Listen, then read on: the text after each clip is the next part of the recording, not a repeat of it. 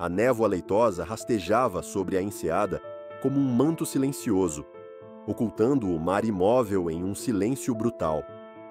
O sol morria atrás dos penhascos, tingindo o céu de tons desbotados, enquanto barcos de pesca apodreciam na faixa de areia escura, abandonados e esquecidos. Seguíamos pelo vilarejo de Avelino, um grupo hesitante de 9 pessoas carregando o peso inquietante daquele lugar. 4 amigos de infância, um casal recém-conhecido, 2 irmãos e Lúcio, um velho pescador que nos guiava com um lampião velho que balançava frágil nas suas mãos trêmulas. Lúcio parou diante da pedra alta no trapiche, seu olhar fundo e sinistro atravessando a névoa que se adensava.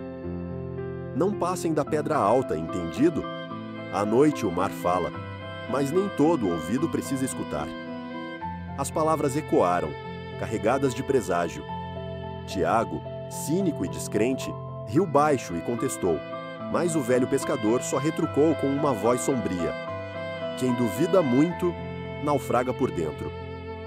O vento agudo cortou nossos casacos, trazendo até nós o silêncio mortal do vilarejo, onde as luzes haviam se apagado, exceto por uma única vela que tremulava bruxuleante atrás de uma janela tapada, como se fosse um último suspiro de esperança ou um convite para o abismo.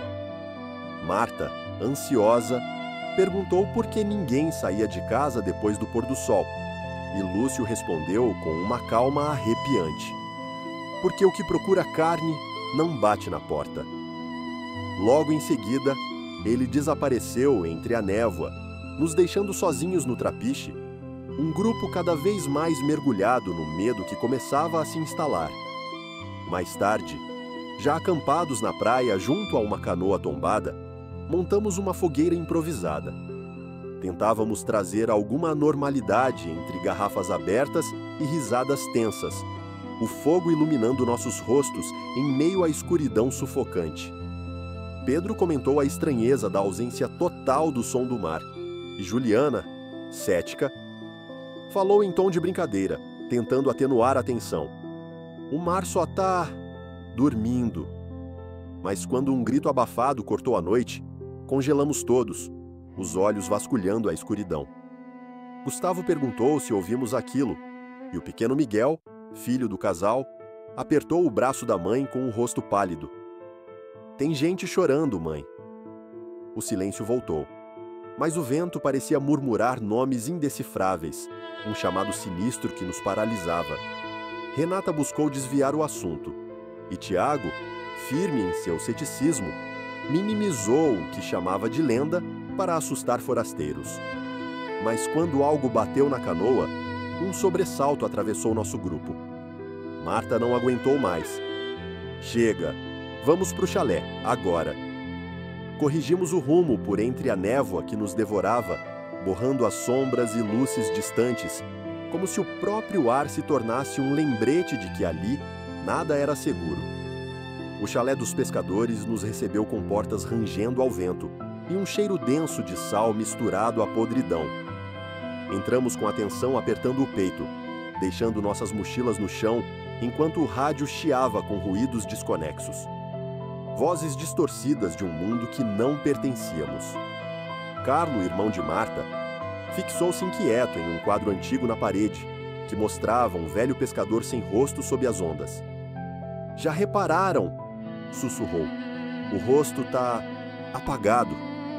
O incômodo crescia, e Renata sentiu como se aquela sombra observasse a nós mesmos, vigiando cada movimento. Miguel, inquieto e tremendo, começou a desenhar. Quando Marta lhe pediu para mostrar, vi no papel figuras humanas sem rosto, de mãos dadas no meio do mar escuro.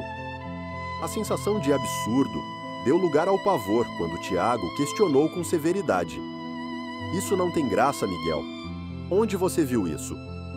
Nossa lamparina mal iluminava, balançando em uma luz trêmula, enquanto um som cristalino ecoava pela parede. Uma melodia antiga, quase uma cantiga sussurrada, que parecia vir de dentro das paredes, a voz de um segredo antigo e maligno. Juliana pediu silêncio, ouvindo alguém cantar, Mas Carlo tentou aplacar o medo dizendo que era só o vento. Meu coração acelerou quando a madeira do piso rangeu e uma porta bateu sozinha. Renata gritou ao avistar uma sombra de pés molhados deslizando pelo corredor, como uma presença invisível que se infiltrava entre nós. Aquele momento nos jogou em pânico absoluto. Pedro trancou a porta com firmeza e Marta, entre lágrimas, falou a única verdade que podíamos encarar. A gente precisa decidir. Ou ficamos juntos aqui até amanhecer, ou tentamos fugir pela trilha tarra atrás do chalé. As vozes se dividiram em disputa, contenção e medo. Gustavo alertou para o risco de nos separarmos, mas Pedro insistiu que ficar ali poderia ser pior, se a coisa entrasse. Carlo, esgotado e aterrorizado, aceitou a trilha, acompanhado por Pedro e Renata.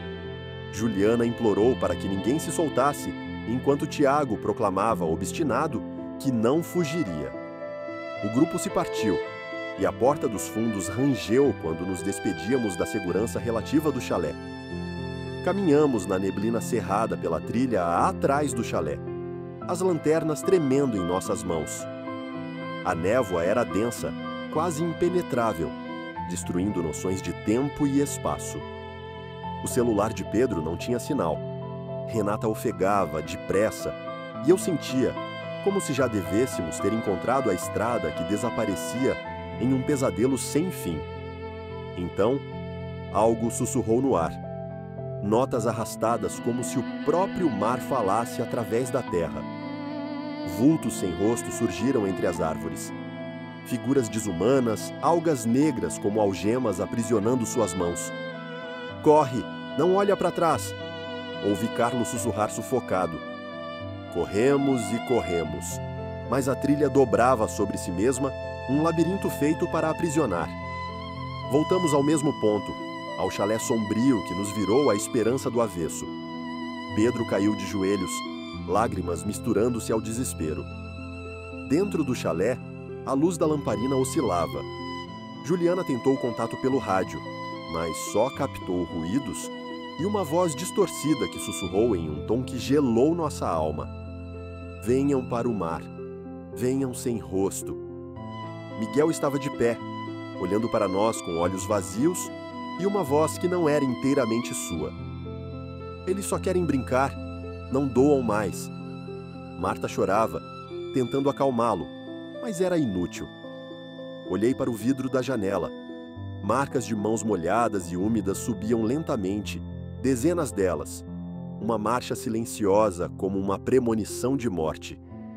Do quadro emoldurado, o velho sem rosto emergiu. Uma figura rastejante feita de tentáculos de algas, avançando em silêncio pelo chão úmido. Tiago, em transe, murmurava aquela melodia antiga, aquelas palavras impossíveis de esquecer. Um a um, fomos engolidos por uma parede viva de água, salgada e turva, que escorria pelas paredes, nos afogando na escuridão implacável. Marta segurava Miguel, que sorria naquele momento terrível, a pele começando a se dissolver numa máscara de algas, e olhos sem brancos. Quando o amanhecer finalmente chegou, a névoa começou a se dissipar, revelando uma aldeia deserta e silenciosa. No chalé, uma nova presença marcava a janela. Um quadro que mostrava o grupo inteiro, sem rosto, entrelaçado por tentáculos marinhos que pareciam negar qualquer esperança de retorno. Ao longe, risos infantis ecoavam nas ondas, chamando por nós, pelos novos rostos que o mar precisava para nunca mais esquecer quem somos. E eu sabia, em algum lugar, que essa história não terminaria por ali.